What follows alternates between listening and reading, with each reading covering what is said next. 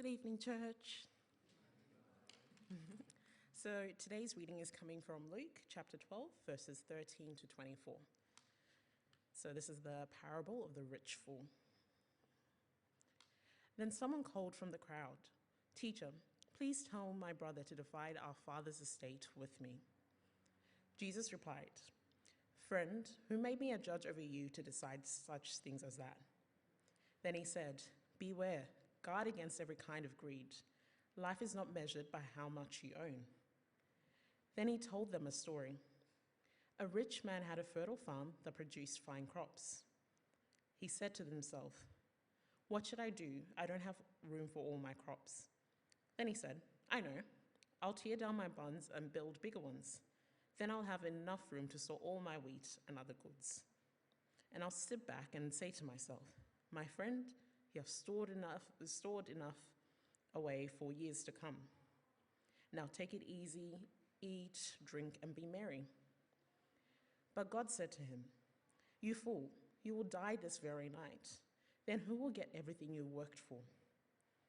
Yes, a person is a fool to store up earthly wealth but not have a rich relationship with God." Then turning to his disciples, Jesus said, "This is why I tell you not to worry about everyday life, whether you have enough food to eat or enough clothes to wear, for life is more than food and your body more than clothing."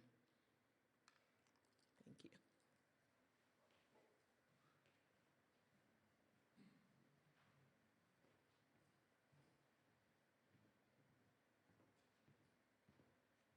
Excellent, thank you so much. And we have locked the doors and we will pass the money bag around and we will not let you go home until May has enough money. Okay, so yes, tonight my topic is money, and I hope that you will have a few laughs and learn something about what it means to be Jesus' disciple in this area. But I will not be asking you for your money, okay? So you can relax. It will all go home in your pocket. Now, I have a very simple structure to share with you tonight, and that is money, we spend it, we save it, and we give it away, all right? Do you think that pretty much covers everything? I can't think of any other alternatives, really. We spend it, we save it, and we give it away. And so if we were, because I'm an engineer, okay, I have to put everything into a graph. And so here is a graph. Wouldn't it be nice to have a life like this, where the blue colour is the money that we need to spend, you know, on the rent or the home loan and the food and the petrol, petrol today. And so that's the blue. And then wouldn't it be nice to have this other money that we can use to save some, right? So we're always going forwards, and then some other money where we can always look for other people's needs and be generous and kind. So this is kind of, wouldn't it be nice territory? Maybe even that is God's plan for us. But I have to acknowledge that it's not always possible, okay? Sometimes you're a student and your income is very small and you use up all your money just surviving, and that's okay. And sometimes you're retired and it's not really possible to save anymore. You're actually spending your savings now. And so there are many times in life where it's not possible to have a pie chart that looks like that. When I was young, I was a very good son and I saved everything. My parents were very happy, but actually I didn't learn how to spend and I didn't learn how to give. And when I was 14, I had $20 in my account. Really, I should have bought a few more lollipops, I think. So we're going to go to the Bible now and we're going to hear what Jesus said to explain some things about money, but actually I need 10 sermons, 10 weeks to talk to you about money because there's so much in the Bible about money. So this is just a very small part of the Bible. And along the way, I'm going to ask for a volunteer. So have a start thinking now whether you could act for me as a farmer, all right? Because we're going to need a farmer to help us. But this is where it starts. Someone comes up to Jesus and they say to Jesus, they shout out of the crowd, they say, "Teacher, please tell my brother to divide my father's estate with me." And if you go through life, it doesn't take very long until you have money problems, right? And it might be money stress, and it might be complicated. So this is a complicated situation, a family situation where two brothers want access to money that came from their parents, right? One of the parents has died, one brother has control for the money, and the other brother wants some of the money. And Jesus was so wise. Do you know what Jesus said to him?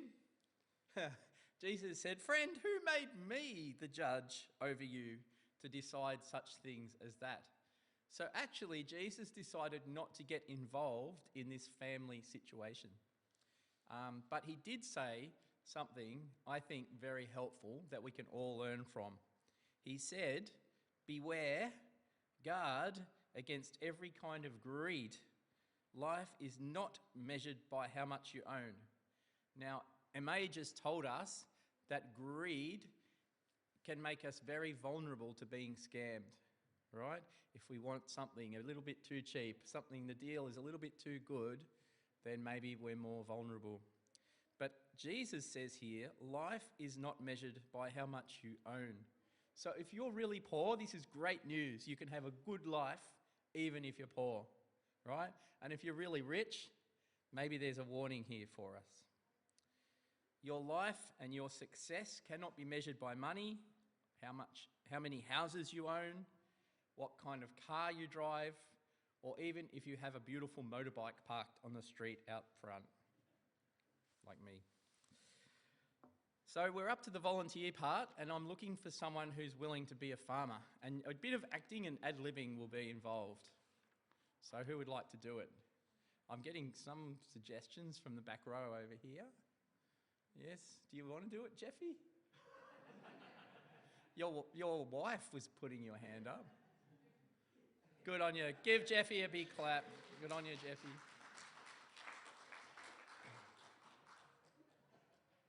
Now, we don't have many props for you, Jeffy, but I'm going to give you a chair because you'll need that. And your words are the ones in purple here. That's right. But don't sit down too quickly. All right. And Jeffy, just to remind you, you're a wheat farmer. Do you know what wheat is? Yes, I do. Okay. All right. So, Jeffy, just for a minute, I don't think Jeffy's going to need to speak for a minute, but Jeffy, would it be all right if you could just go about your business and do some farming here for us?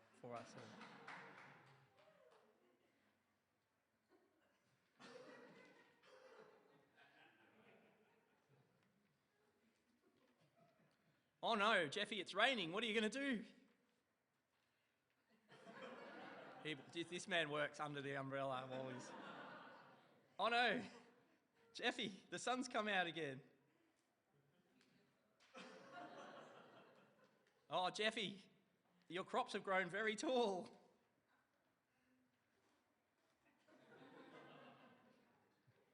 Okay. Oh no, Jeffy, you've just had a very big harvest. All right, well done, Jeffy. Give him a clap. Okay. So we're going to follow some of Jesus' words here, and Jeffy's going to say the farmer's words, all right? A rich man, that's you, Jeffy, you're a rich farmer, had a fertile farm that produced fine crops. He said to himself, "What should I do? I don't have room for all my crops." Then he said, "I know. I'll tear down my barns and build bigger ones. Then I'll have room enough to store all my wheat and other goods." Should we make him tear down his barns and build bigger ones? Yeah. Yes. Thank you, Jeffy.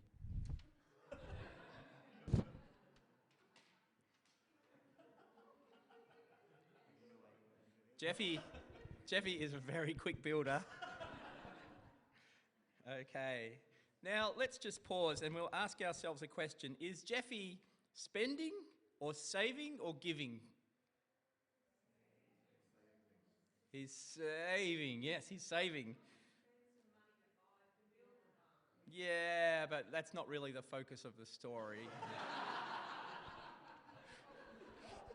Janice is the accountant, right?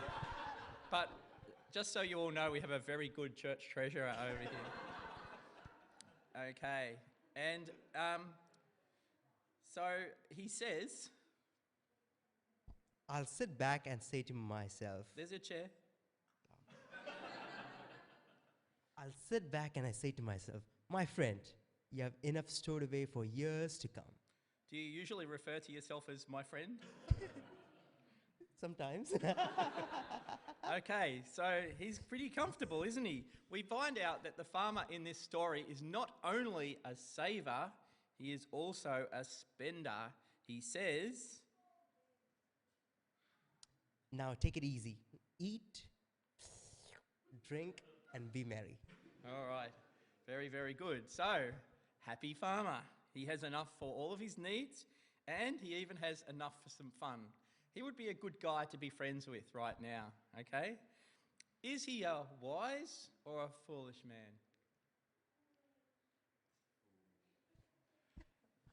Yeah, not sure. You see, you know how the story ends, don't you? So you don't really want to say he's wise. And I want you to remember that God is teaching us to spend some, to save some, and to give some away. Which one did our farmer forget?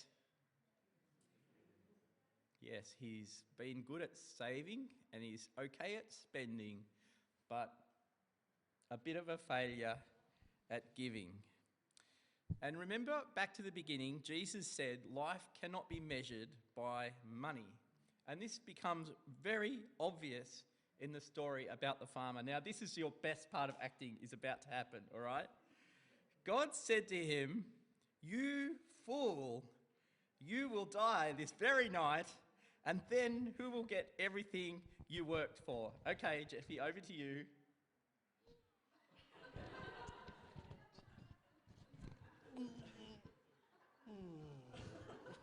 Oh, that was pretty good. Yes, you can exit stage left if you like. Okay. So there's a rhetorical question there. Who will get everything you have worked for? Will it be Jeffy? No. What does Jeffy die? How much money does Jeffy have when he's dead? A big fat zero, right? And have another listen to what Jesus says here. Yes, a person is a fool to store up earthly wealth, but not have a rich relationship with God. Okay, so there's two ways to be rich here, isn't there? There's the earthly riches, and then there's being rich with God. And this farmer ends up with nothing.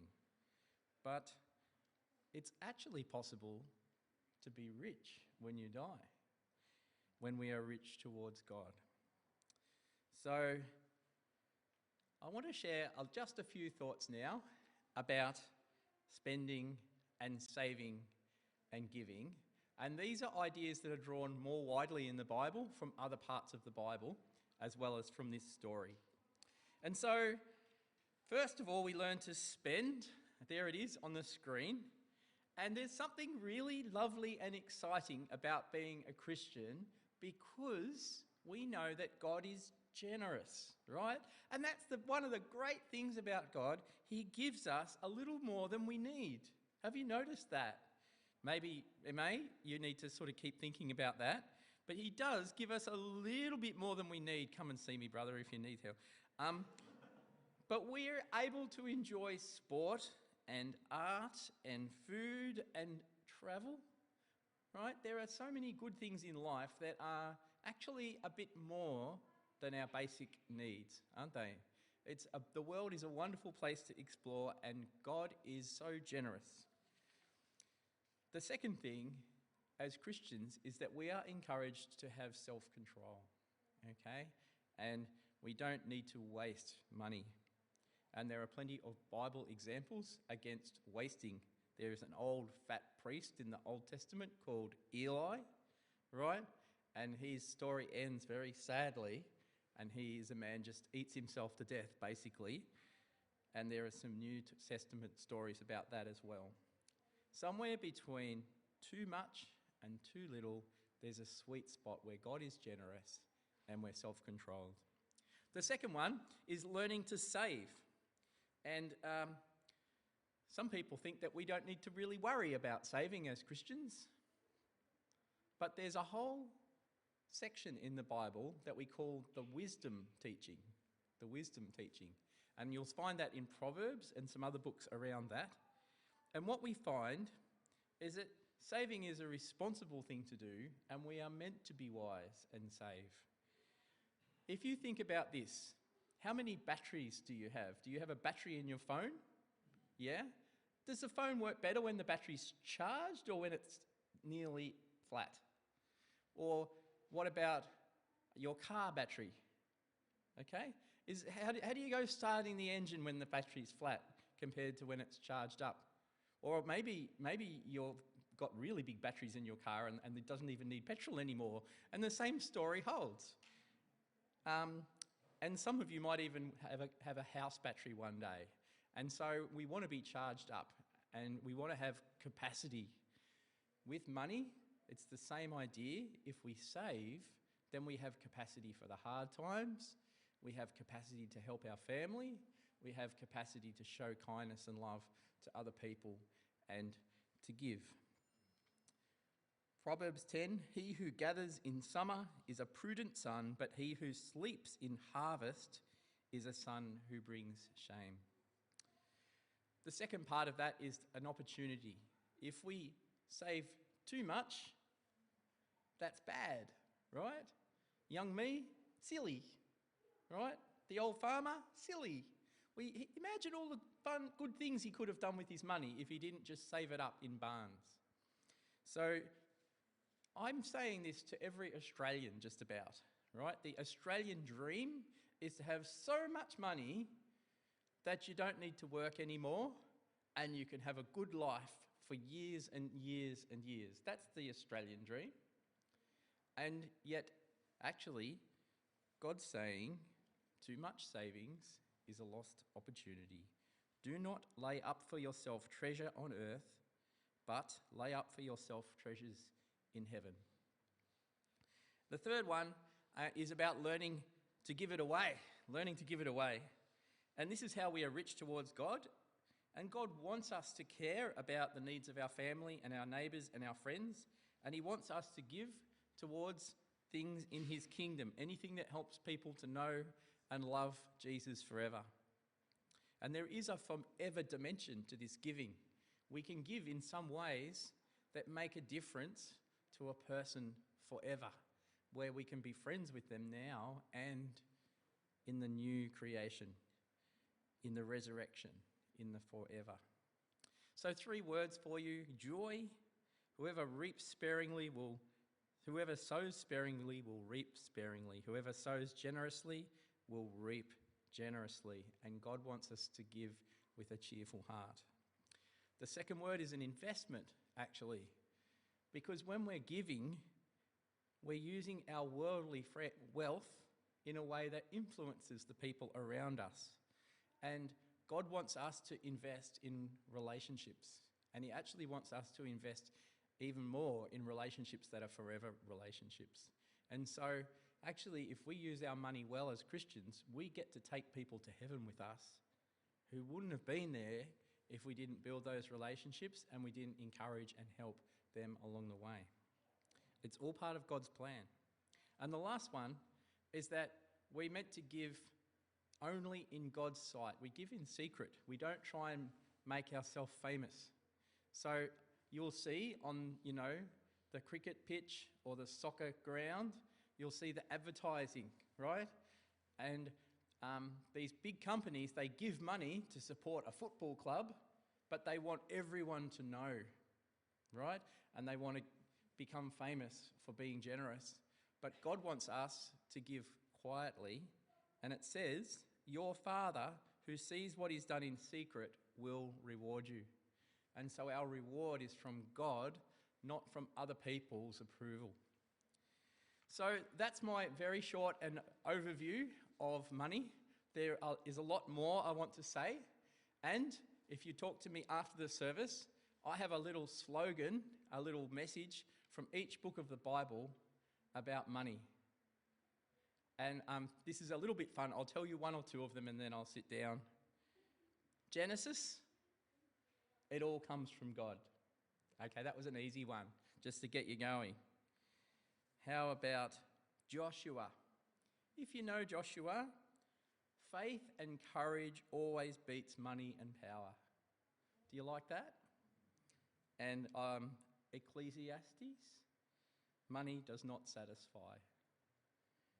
And Acts, it's not a good idea to fake generosity. And if you wonder why some people are laughing, there's a funny story about Ananias and his... Anyway, ask the people who are laughing why that's funny.